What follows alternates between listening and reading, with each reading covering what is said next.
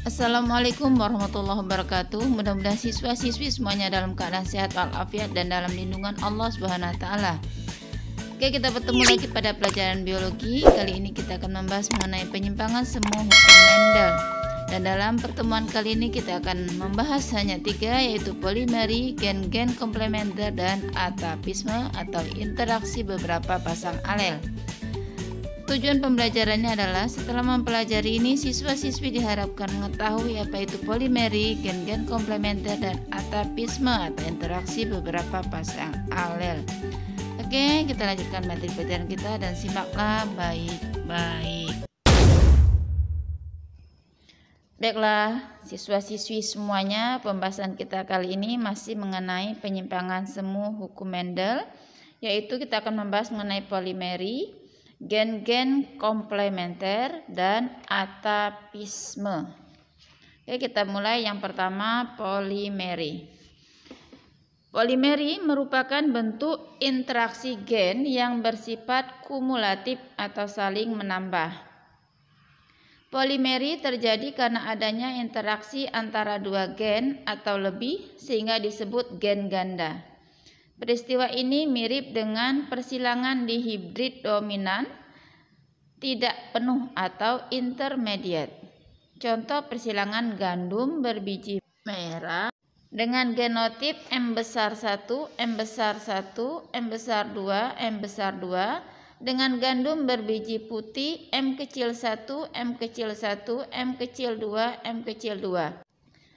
Diperoleh perbandingan fenotip F2-nya merah berbanding putih, yaitu 15:1. Berdasarkan perbandingan tersebut, sebenarnya polimeri tidak menyimpang dari hukum Mendel, karena jika ditelaah perbandingan 15:1 berasal dari perbandingan 9+3 berbanding 1. Sekarang kita lihat diagram persilangan tanaman gandum, yaitu untuk parental yang pertama, untuk betina M besar 1, M besar 1, M besar 2, M besar 2, yaitu dengan fenotip gandum berbiji merah gelap, disilangkan dengan jantan M kecil 1, M kecil 1, M kecil 2, M kecil 2, gandum berbiji putih. F1-nya M besar 1, M kecil 1, M besar 2, M kecil 2, 100% gandum berbiji merah sedang. Dan ketika disilangkan antar F1 pada P2-nya, yaitu antar gandum berbiji merah sedang dengan gandum berbiji merah sedang, maka diperolehlah, lihat tabel, yaitu di sini gandum berbiji merah berbanding dengan gandum berbiji putih, yaitu 15:1. Kemudian yang berikutnya adalah gen-gen komplementer. Gen-gen komplementer adalah gen yang saling berinteraksi dan saling melengkapi sehingga memunculkan fenotip tertentu.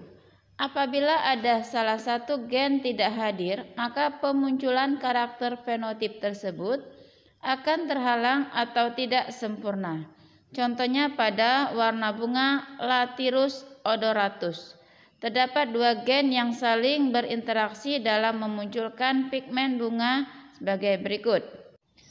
Untuk gen C besar itu membentuk pigmen warna, kemudian gen C kecil tidak membentuk pigmen warna, gen P besar membentuk enzim pengaktif, dan gen P kecil tidak membentuk enzim pengaktif.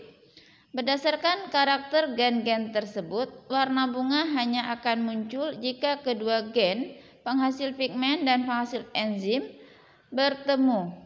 Jika tidak bertemu, warna bunga yang terbentuk adalah putih. Kita lihat sekarang diagram persilangan Lathyrus odoratus. Kita lihat yang pertama, P1 yang betina disilangkan dengan yang jantan, yaitu betinanya C besar, P kecil, dengan C kecil, P besar. Nah, untuk F1-nya berwarna ungu dengan genotip C besar, C kecil, P besar, P kecil. Kemudian rasio fenotipnya 100% ungu. Nah, rasio genotip 100% C besar, C kecil, P besar, P kecil. Untuk P2 yaitu kita silangkan antar F1 tersebut, maka akan didapatkan di sini 9 ya. Untuk genotipnya C besar dan ada P besarnya, ungu yaitu pigmen warna dan enzim pengaktifnya bertemu ya. Kemudian C besar dengan P kecil di sini jumlahnya 3. Putih karena pigmen warna dan tanpa enzim pengaktif. Kemudian 3 lagi C kecil P besar, di mana putih. Kenapa? Karena tanpa pigmen warna dan enzim pengaktif. Serta terakhir C kecil P kecil itu 1 berwarna putih tanpa pigmen dan tanpa enzim pengaktif. Sehingga hasil persilangan tersebut berasio untuk fenotipnya ungu berbanding putih yaitu 9 banding 7. Berikutnya adalah atapisme, interaksi beberapa pasang alel. Atapisme merupakan interaksi beberapa gen yang mengakibatkan menghilangnya suatu sifat keturunan dan memunculkan suatu sifat keturunan yang berbeda dengan induknya. Tetapi sifat induk akan muncul kembali pada generasi selanjutnya. Contohnya pada persilangan ayam berjengger atau berpial ros, R besar, P kecil, dengan ayam berjengger P, R kecil, P besar, menghasilkan F1 berjengger walnut F1 yang disilangkan sesamanya menghasilkan perbandingan fenotip F2, walnut berbanding rose berbanding P berbanding single, yaitu 9 banding 3 banding 1. Berarti sifat pial, rose, dan P kan generasi F1 tetapi muncul kembali di generasi F2. Genotip untuk jengger ayam sebagai berikut. R P besar, jengger sumpel atau walnut. R P kecil, jengger mawar atau rose. Dan R kecil, P besar, jengger P atau biji. Dan R kecil, P kecil, jengger tunggal atau singa. Kita lihat sekarang persilangan antara yang betina R besar, P kecil itu rose untuk fenotipnya, dan yang jantan R kecil, P besar, P ya akan menghasilkan F1 R besar, P besar, P kecil atau di sini walnut. Kemudian antar walnut tersebut kita silangkan, yang didapat adalah ayam berjengger walnut itu 9, berjengger rose 3, berjengger P 3, berjengger single 1.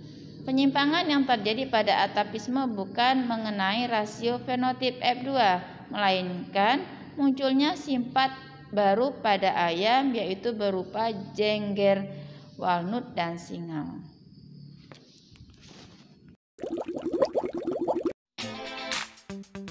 Demikian pembelajaran kita kali ini. Mudah-mudahan kalian benar-benar paham dengan apa yang telah Ibu jelaskan. Nah, untuk lebih pahamnya coba dikerjakan soal berikut ya. Oke. Seorang peternak menyilangkan ayam berjengger walnut yaitu R besar, R kecil, P besar, P kecil, dengan ayam berjengger rose yaitu R besar, R kecil, P kecil, P kecil.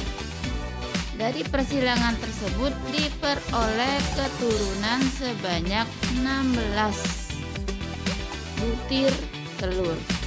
Nah, itulah kemungkinan jumlah telur yang menetas menghasilkan ayam berjengger P dan single.